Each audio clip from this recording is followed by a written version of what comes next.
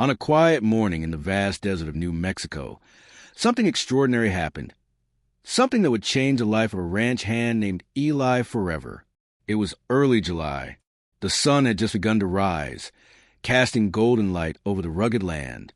Eli, a man who had spent most of his life around horses, was riding his faithful companion, Dusty, along the edge of a remote canyon. His job? To check the fences after a storm had rolled through the night before. Suddenly, he saw her. A lone wild mare stood in the middle of the trail, watching her with eyes full of what could only be described as desperation. She was beautiful, golden coat, dark mane, strong and proud. But instead of running away like any wild horse should, she stepped toward him. Eli pulled Dusty to a stop. He didn't move, didn't speak loudly, just waited.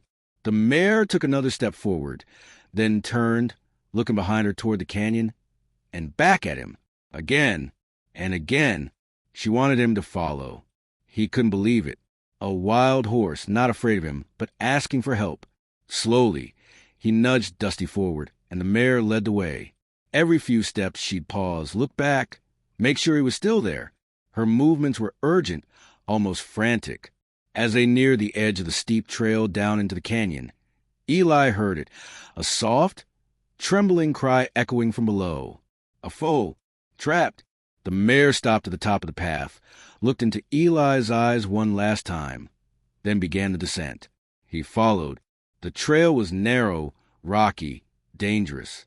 But the mare moved with purpose, knowing every twist and turn. Eli dismounted and carefully led Dusty behind her. With each step, the sound of the frightened foal grew louder, small, scared, alone. After 20 minutes, they reached a split in the path. Without hesitation, the mare chose the left route. Deeper into the canyon they went, walls rising high on either side. Then, around a bend, Eli saw it.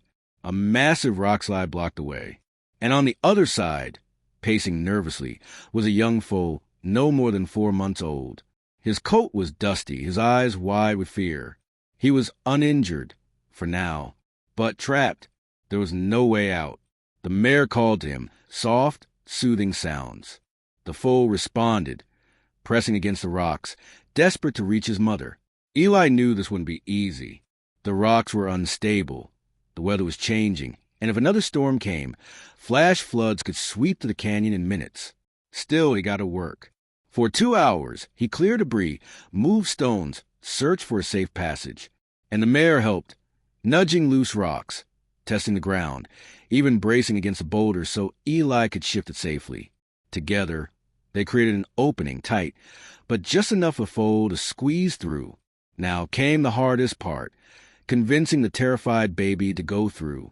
The mare stood by the opening, calling to her foal in tones Eli had never heard before. It was a language of love, reassurance, instruction, encouragement. Slowly, the foal approached, hesitated, backed away. Eli gave them space. For 20 tense minutes, the mare guided her baby, showing him the way. Finally, driven by instinct and trust, the foal pushed through. On the other side, the reunion was powerful. The mare nuzzled her baby. The foal pressed close, both trembling with relief. But thunder rumbled in the distance.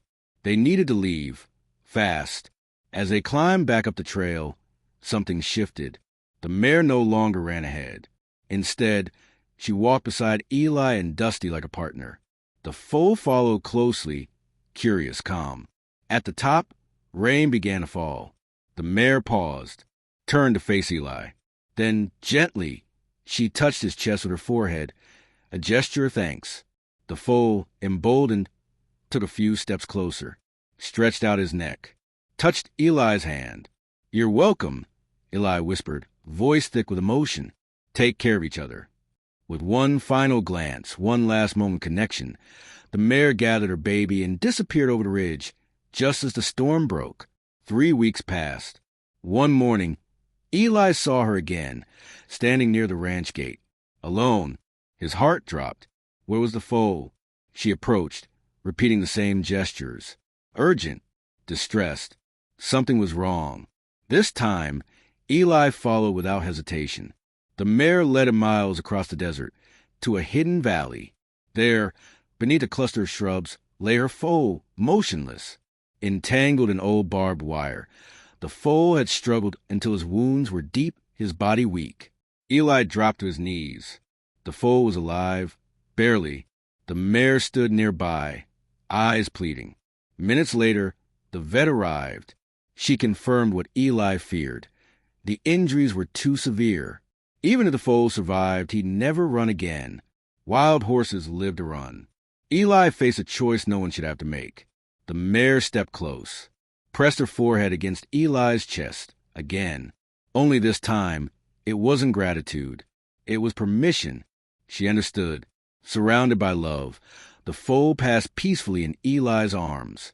The mare stayed by her baby's side, saying goodbye in ways only a mother could. When she was ready, she looked at Eli one last time, nudged his hand, then turned and walked away, head held high, grief wrapped in dignity. Eli never saw her again, but stories spread among the ranchers of a lone golden mare who watched over other foals, protecting them like her own. Moral lesson: love knows no boundaries, not fear, not species, not even death. Sometimes the greatest act of love is letting go. If this story touched your heart, share it with someone who needs a reminder of the power of compassion and courage.